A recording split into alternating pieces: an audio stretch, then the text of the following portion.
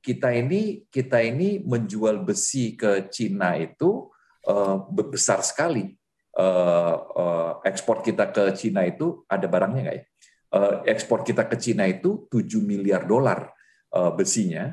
Pada saat yang bersamaan kita juga impor sekitar 7 miliar dolar dari Cina, gitu ya, Bang Domo ya. Jadi ini untuk menunjukkan bahwa ekonomi kita ini sekarang sudah sejajar karena kita udah berevolusi kepada barang industri dan industri berteknologi tinggi. Balik lagi.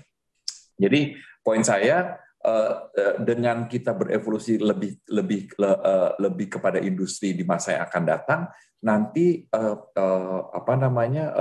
ketergantungan kita dengan ekonomi Cina itu juga akan lebih independen, karena sekarang itu meskipun kita tinggi gitu kan ya, karena kita banyak memberi barang industri dari sana, yang kita jual itu masih barang mentah. Balik lagi ke gambarnya.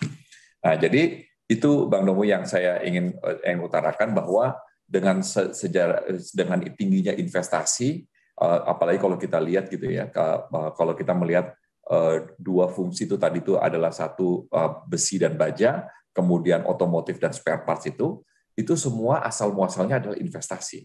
Jadi kalau mobil itu adalah investasi Jepang, dan situ saya saksi sejarahnya karena saya waktu itu duta besar.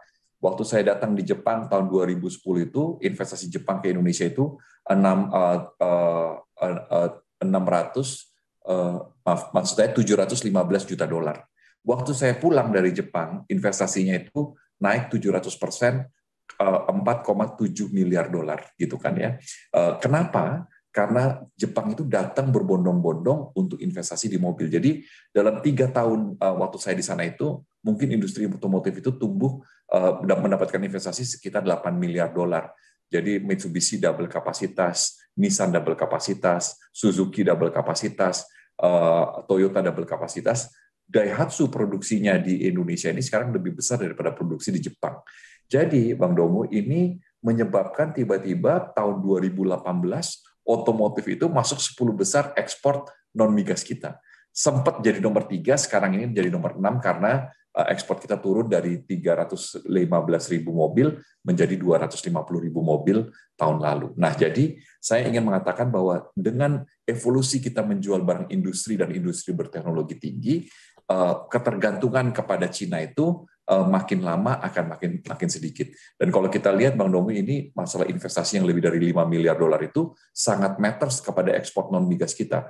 Contohnya itu adalah besi dan besi baja. Jadi kita ini sekarang adalah penghasil stainless steel nomor 2 di dunia. Kenapa? Karena investasi di satu tempat. Anda di mana? Anda di Sulawesi Tenggara nggak? Karena di satu tempat, yaitu dari Morowali. Dan ini menyebabkan industri tumbuh. Nah, ini akan diikuti dengan tempat-tempat industri dengan investasi yang syarat dengan modal, yaitu di Weda Bay, di Halmahera, di Ternate, maksud saya di Maluku Utara. Kita akan mendapatkan investasi besar sekali di Bintan untuk alumina dan aluminium smelter, gitu kan ya. Dan ini ada kira-kira 5-6 pusat-pusat industri investasi lebih dari 5 miliar dolar. Ini menyebabkan nanti Indonesia akan berevolusi menjadi negara penjual barang industri dan industri berteknologi tinggi. Masalahnya akan banyak, Bang Domo. Ini kita nih sekarang udah dikerjain di mana-mana. Di Filipina dikasih anti dumping lah, kasih safeguard lah. Di Vietnam dikerjain juga, gitu kan ya. Di Eropa kita pergi ke mana, ke settlement body, ke lembaga sengketa WTO. Karena kenapa? Sederhana aja. Indonesia barangnya sekarang menjadi sangat kompetitif. Pabriknya baru, jadi ongkosnya murah, dan dimanapun menjadi ancaman bagi negara-negara lain karena kita memang menjadi produser yang paling salah satu yang paling efisien, gitu loh Bang Domo. Jadi don't worry gitu, karena kita dalam berevolusi soalnya. Terima kasih sudah nonton. Jangan lupa like, subscribe, dan share ya.